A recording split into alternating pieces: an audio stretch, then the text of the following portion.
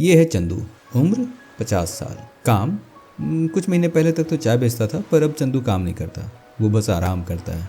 फिर भी हर महीने की 1 तारीख को चंदू के अकाउंट में 1 लाख रुपए आ जाते हैं। और सुनने में तो ये भी आया है कि अगले 30 साल तक आते रहेंगे और उसके बाद भी वो पैसे ख़त्म नहीं होंगे। अब आप सोच रहे होंगे कि इसमें कौन सी बड़ी बात है।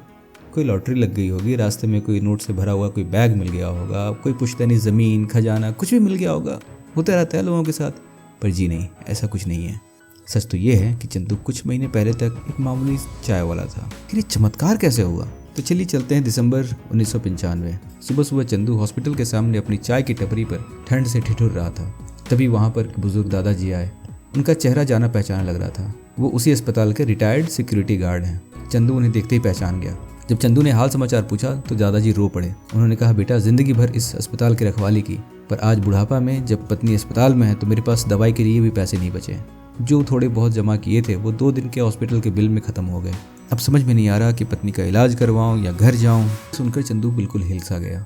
उसने सोचा कि आज तो मैं 20 साल का हूँ, मैं काम कर पाता हूँ, लेकिन आज से 30-40 साल के बाद जब मैं बूढ़ा हो जाऊँगा, रिटायर हो जाऊँगा, तब मेरे पास भी पैसे नहीं होंगे। तो क्या मैं भी ऐसे ही मजबूर हो जाऊँगा, लोगों से भीख मांगता फिरूंगा? इसी डर के मारे चंदू रात भर सो नहीं पाया। डर के मारे चंदू अगले ही सुबह भागा भागा बैंक पहुंचा। मैनेजर के केबिन में घुसते ही चंदू ने मैनेजर को सबसे पहले दादाजी की कहानी सुनाई और कहा कि मुझे उस दादाजी की तरह मजबूर नहीं बनना, मुझे अपने बुढ़ापा में लोगों से भीख नहीं मांगना। ये कहते हुए चंदू अपने झोले में से जो भी उसके पास पैसे बचे थे वो लेकर मैनेजर के टेबल पर रख दिया और उसने मैनेजर को कहा, मैनेजर साहब, इस पैसे को आप जल्दी से कहीं भी एफडी कर दो। अगले महीने मैं फिर से कुछ पैसे लेके आऊँगा, आप उसका भी एफडी कर देना, पर मुझे बचा लो। मैं उस मजबूरी के साथ नहीं जी सकता। मैंने देखा है उस दादाजी को कि कैसे वो अपनी पत्नी के इलाज के लिए दर दर भीख मांग रहे थे। ये कहते कहते चंदू की आंखें भर आई। मुझे प्लीज़ बचा लो। मैनेजर ने चंदू को बैठने के लिए कहा।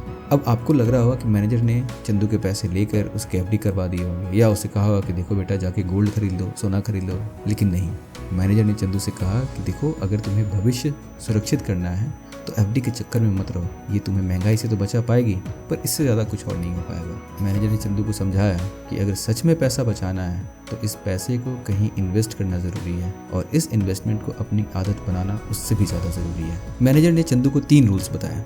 सबसे पहले स्वास्थ्य बीमा, ताकि कल को चंदू या उसके घर में कोई बीमार पड़े तो वो दादाजी की तरह सारी सेविंग्स 2 दिन में ही हॉस्पिटल बिल में न ख़त्म हो जाए, क्योंकि हेल्थ इंश्योरेंस के बाद ये बिल इंश्योरेंस कंपनी भरेगी, चंदू नहीं। दूसरा, जीवन बीमा।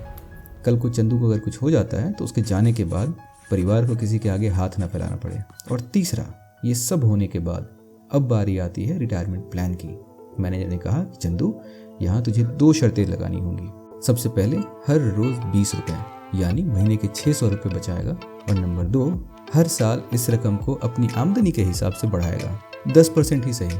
चंदू ने पूछा कि साहब, अगर एफडी ना करें तो क्या पोस्ट ऑफिस में डालें या बैंक की कोई नई स्कीम आई है तो वो बता दो।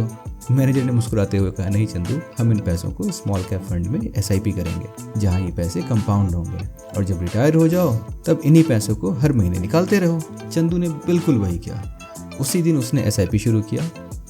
बीच में कई बार मन किया कि इस पैसों को निकाल लें या एसआईपी बंद कर दें, पर जब भी वो हिम्मत हारता था उसे दादाजी का वो रोता हुआ चेहरा याद आता था और वो रुकता नहीं था। आज 30 साल के बाद वही 20 रुपए रोज की इन्वेस्टमेंट 1.3 करोड़ से भी ज़्यादा बड़ा अमाउंट हो चुका है और चंदू आज उसी पैसे से हर महीने 1 लाख रुपए निकालता है और बचे हुए पैसे इन्वेस्टेड रहते हैं, जो उसी कंपाउंडिंग से बढ़ते भी रहते हैं। इसे फाइनेंस की दुनिया में SWP कहा जाता है, सिस्टमैटिक विड्रॉल प्लान। तो दोस्तों, चॉइस आपकी है। बुढ़ापे में उस दादाजी की तरह मजबूर होना है या चंदू की तरह स्मार्ट बनना है। अगर चंदू की तरह स्मार्ट बनना है ना, तो आज ही ये 3 काम कर लो। सबसे पहले एक हेल्थ इंश्योरेंस ले लो, दूसरा एक लाइफ इंश्योरेंस और तीसरा एक छोटा सा अमाउंट एसआईपी करना शुरू कर दो। जितना लंबा ड्यूरेशन उतना ज़्यादा फायदा। लॉटरी का वेट मत करो, सिस्टम बनाओ, आदत बनाओ। वीडियो अच्छी लगी हो तो लाइक कर देना और नीचे कमेंट में लिखो आई एम स्मार्ट। जय हिंद।